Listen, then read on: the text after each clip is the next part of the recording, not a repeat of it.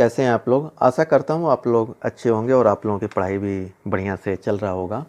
आज हम लोग डिस्कस करेंगे इकोनॉमिक्स का पार्ट है, क्लास 10th का थर्ड चैप्टर है, that is money and credit. ठीक है, इस पोर्शन में हम लोग देखेंगे formal sector credit in India. ठीक है, इसमें हम ये देखेंगे कि फार्मल सेक्टर हम किसको बोलते हैं, इनफॉर्मल सेक्टर किसको बोलते हैं, ये सब चीज़ें हम इसमें डिस्कस करेंगे। यहाँ पे एक चार्ट जो है दिया हुआ है, हम इस चार्ट को भी जो है समझेंगे। तो जिन बच्चों ने चैनल को सब्सक्राइब नहीं किया है, आप लोग चैनल को सब्सक्राइब कर लीजिएगा ताकि टाइमली वीडियो आप लोगों को मिलता रहेगा। ठीक है, और हमारा एक साइट है www.fullexpand जो भी हम एक्सरसाइज कंप्लीट करते हैं, जो भी हम चैप्टर कंप्लीट करते हैं उसके एक्सरसाइज के आंसर जो है हम इस पे अपलोड कर देते हैं साइट पे, ताकि टाइमली वहाँ से आप लोग अपने नोट्स को तैयार कर सकते हैं और पढ़ाई को कर सकते हैं। ठीक है, तैयारी कर सकते हैं। तो अब हम देखते हैं कि ये फार्मल सेक्टर क्या होता है। इससे पहले वाले क्लास में हमने देखा था कि बहुत सारे जो है ऐसे इंस्टीट्यूशन हैं, इंडिविजुअल्स हैं जो कि लोन्स देते हैं। जैसे कि हम एक एग्जांपल्स जो है, जैसे मनी लेंडर का हमने देखा था, ट्रेडर्स का देखा था, एम्प्लॉय हो सकते हैं, रिलेटिव हो सकते हैं, बैंक्स हो सकते हैं, कोऑपरेटिव्स हो सकते हैं और फाइनेंशियल इंस्टीट्यूशन से हो सकते हैं। तो देखिए, जिस सेक्टर पे जो है गवर्नमेंट का कंट्रोल होता है, आरबीआई कंट्रोल करती है on behalf of central government, उसको हम फार्मल सेक्टर बोलते हैं। ठीक है, इसमें अगर कोई मनमानी करेगा, हाई इंटरेस्ट रेट देगा जो है, जो कि आरबीआई ने सेट किया हुआ है, तो उस पर हम जो है शिकंजा कस सकते हैं, मतलब उसको रोक सकते हैं। बट इन फार्मल सेक्टर्स में जो लोन देने वाले हैं, जैसे मनी लेंडर्स हो गए, आपके ट्रेडर्स हो गए, एम्प्लॉइज हो गए, रिलेटिव्स हो गए या अदर्स हो गए, तो इनमें जो है गवर्नमेंट का कोई कंट्रोल नहीं होता है, इसीलिए ये जो है हाई रेट ऑफ इंटरेस्ट जो है ये लोग लेते हैं। तो इस चार्ट से हम लोग देखते हैं कि इंडिया में जो बोरोइंग का कल्चर है, जो क्रेडिट सिस्टम का कल्चर है, उसमें कौन कौन से कितने परसेंट जो है पार्टिसिपेट करते हैं। तो ये देखिए, बैंक जो है 25% जो है देता है, कोऑपरेटिव सोसाइटी 25%, 1% जो है गवर्नमेंट, 2% में अदर जो है नॉन इंस्टीट्यूशनल सेक्टर्स हैं, रिलेटिव से 8% आता है। और यहाँ पे ये ध्यान देने की बात है, इतना डेवलपमेंट होने के बावजूद भी आज के डेट में भी 33% मनी लेंडर्स जो है लोग पैसा लेते हैं। एंड इसको भी इंक्लूड कर दें हम, 1% लैंडलॉर्ड से भी लेते हैं, एंड 5% अदर इंस्टीट्यूशनल एजेंसी, ये भी इसी में आ जाएगा।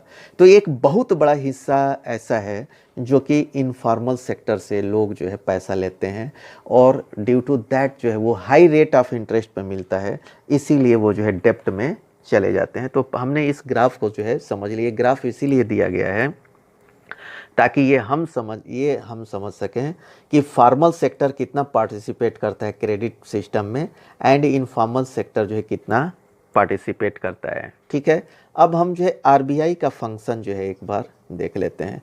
तो जैसा कि मैंने बताया कि जो भी बैंक्स हैं, कोऑपरेटिव्स हैं, एंड जो है under guidelines of financial institution है जो चल रही हैं, उस पे जो है आरबीआई का, गवर्नमेंट का कंट्रोल रहता है। इसीलिए रेट ऑफ इंटरेस्ट जो है रीजनेबल रहता है, एक फिक्स्ड में जो है मिलता है, मतलब कि लिमिट में मिलता है, मिनिमम जो है मिलता है। जैसा कि हमने देखा था कि बैंक्स के केस में, बैंक्स जैसे कि जमा होता है, जैसे किसी ने 100 रुपीज़ जमा किया है, तो बैंक जो है 15 रुपीज़ जो है इसका कैश जो है बैंक में रखेगा और 75% को लेंड करेगा। तो ये जो है आरबीआई इसको मॉनिटर करती रहती है, और आरबीआई ये भी देखती है कि बैंक केवल प्रॉफिट बनाने के लिए कर्ज न दें। ठीक है, बैंक केवल प्रॉफिट बनाने के लिए कर्ज न दें, लेकिन जो है छोटे ट्रेडर्स हैं, छोटे फार्मर्स हैं, स्मॉल स्केल इंडस्ट्रीज़ है, ठीक है,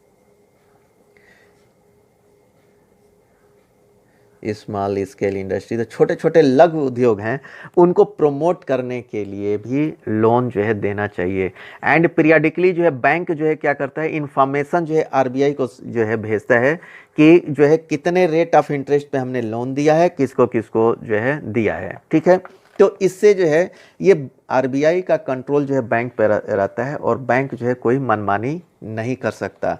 वेयर एज इस केस में हम क्या देखते हैं, इनफॉर्मल सेक्टर में हम क्या देखते हैं कि इसमें जो है गवर्नमेंट का कोई कंट्रोल नहीं होता है, इसीलिए इनका रेट ऑफ इंटरेस्ट जो है बहुत हाई होता है।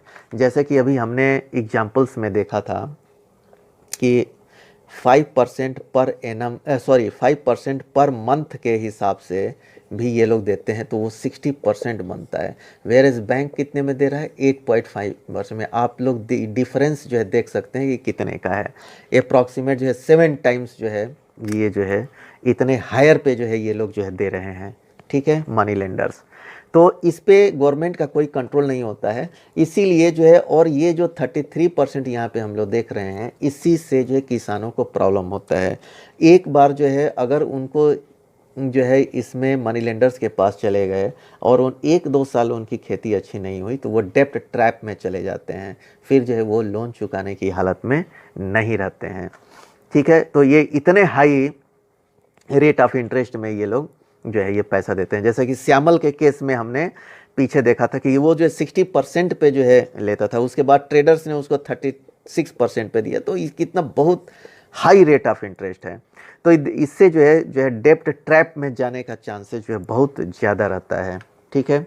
तो इसी रीजन की वजह से बैंक्स जो हैं या कोऑपरेटिव सोसाइटी हैं, ये जो है इनको पैसा देना चाहिए, ठीक है, with A minimum rate of interest है। इससे क्या होगा कि किसान जो है ये सरवाइव कर पाएगा, तभी वो नेक्स्ट ईयर्स जो है खेती करते चला जाएगा और इस तरह जो है इंडियन इकोनॉमी में जो है ग्रो करेगी, ठीक है।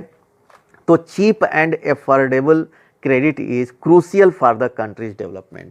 तो ये हम ये देखते हैं कि अगर हमें ये जो है हमें कम करना पड़ेगा, ये जो है सिस्टम को अगर हम कम कर देंगे तो हमारी इकोनॉमी पे और भी इफेक्ट आएगा और हमारी इकोनॉमी और स्ट्रांग होगी, ठीक है। चीप हमें देना ही पड़ेगा, चीप एंड एफोर्डेबल, केवल सस्ते से नहीं होगी, एफोर्डेबल भी होनी चाहिए। लोगों तक में एक अवेयरनेस होना चाहिए कि वहाँ पे जाएं तो जो है ज़्यादा कागजी कार्रवाई में न उलझा करके उनको जो है जल्दी से जल्दी जो है उनको हेल्प करके जो है पैसा जो है दिया जाए, क्योंकि ओवरऑल हमारी कंट्री की इकोनॉमी ही ग्रो करेगी, ठीक है।